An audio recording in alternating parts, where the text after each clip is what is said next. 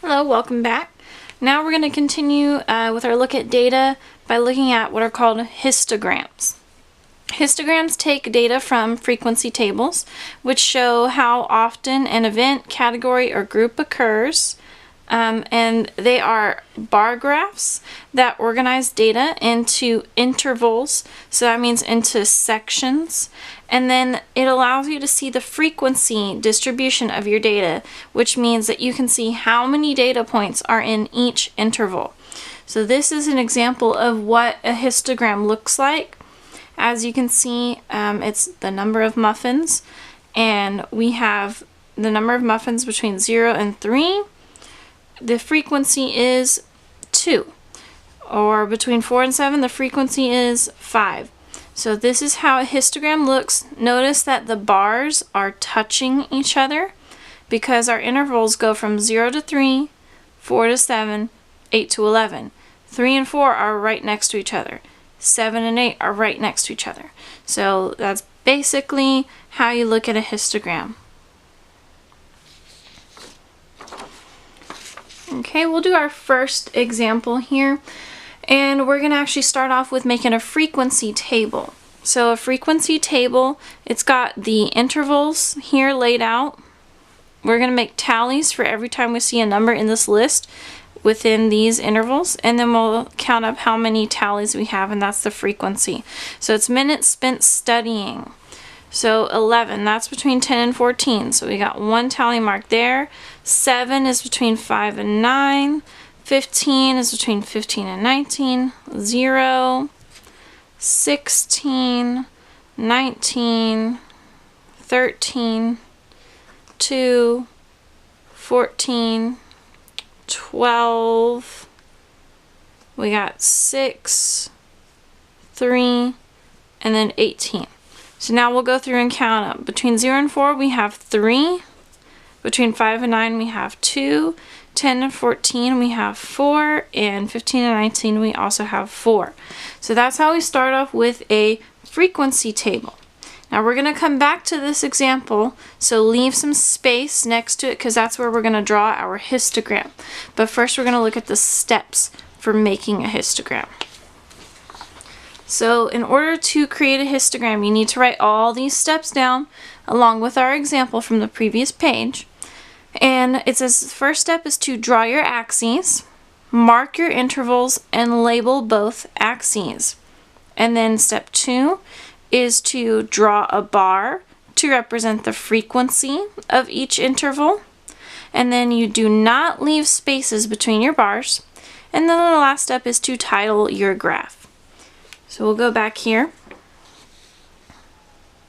to our example we had previously, and we will look. They've already got our intervals done for us. So first we need to draw our axes. It's just like a regular graph. Okay, and we will start to label. The vertical axis is always going to be your frequency, how often something happens. So frequency. Then our x-axis is going to be the intervals. So we've got between 0 and 4. Mark a line there. Between 5 and 9. Mark a line for that one. Between 10 and 14. And then between 15 and 19. Now we're going to go through and we're going to look at how many times our frequencies are here. So we've got a 3, a 2, a 4, and a 4. So we need to draw our scale accordingly. So I'll do 1, 2, 3, 4, and 5. Okay, and we spaced it out nice and evenly. We'll make our first bar. From 0 to 4, our frequency is 3. So this bar, starting right here, going over there, needs to be 3 tall. So you just draw a line directly like that, straight up, and then they meet. Now we need to do the second interval, 5 to 9, that was 2. And remember, the bars have to touch. So you just go straight over at the 2 level, right there. Okay, Now we have the next two are both at 4, and you have to draw the separating line. So we'll go over, we can draw a line up to, and sometimes it helps if you make little dots, which you can erase later. Okay, and we'll draw this one up. Connect that one. Draw one more line, and there we go. So this is our histogram for this data in the frequency table. Now we have to title our graph. So we'll put minutes spent studying.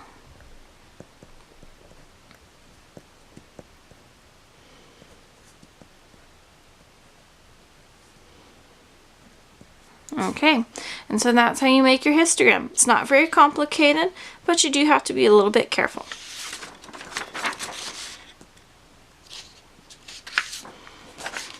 Okay, we'll do one more here. Number of minutes of exercise.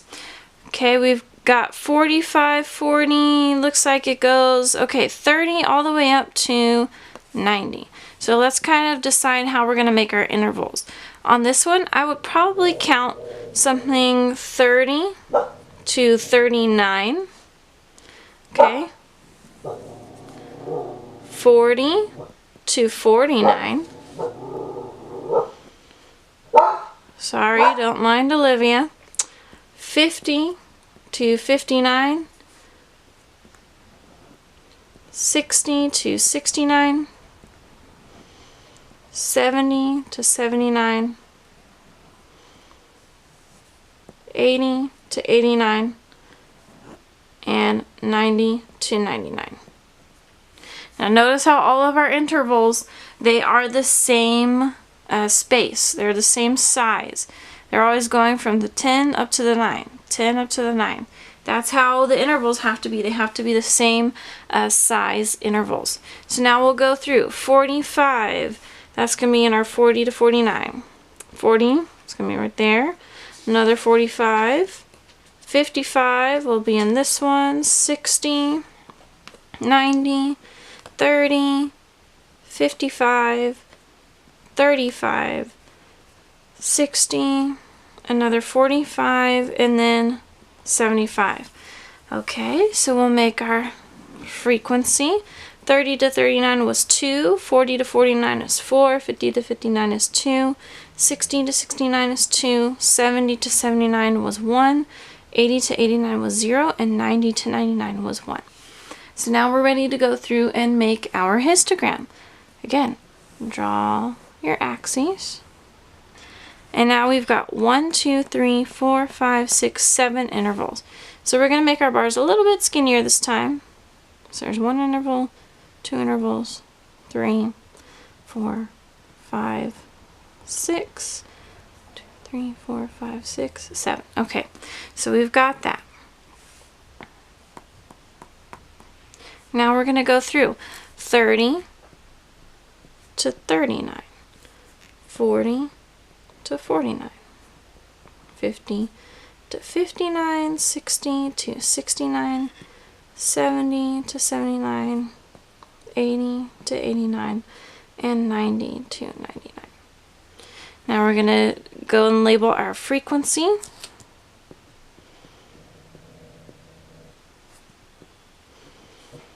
Okay, and again, our highest is 4, so we need to split this up evenly.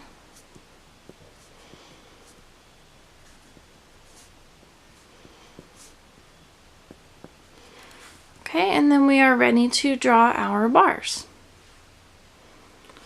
Okay, 30 to 39 is going to be 2 tall.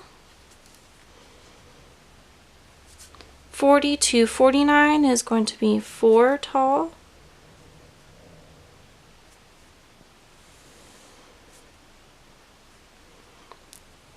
50 to 59 is going to be 2 tall. 60 to 69 will also be 2 tall. 70 to 79 will be 1. 80 to 89 is 0, so we just leave it blank. And then 90 to 99 is going to be 1 tall as well. And then we need to put our title, and it says number of minutes of exercise. So we'll put minutes spent exercising.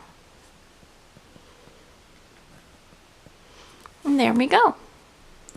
Okay, and we're going to come back to this. So make sure that you leave a little bit of space under it or to the side so that you can write something down after we do this. And you'll need to write down, of course, the definitions and little pictures that I'm going to put next. Okay, now as you've been looking at our graphs, they have all had a kind of different shape to them. And when I'm talking about shape, I'm talking about if you were to draw a line across all the top of the columns. So we're going to talk about describing data shapes. Data can be symmetrical or asymmetrical. If it is symmetrical, the data is evenly distributed on both the left and the right.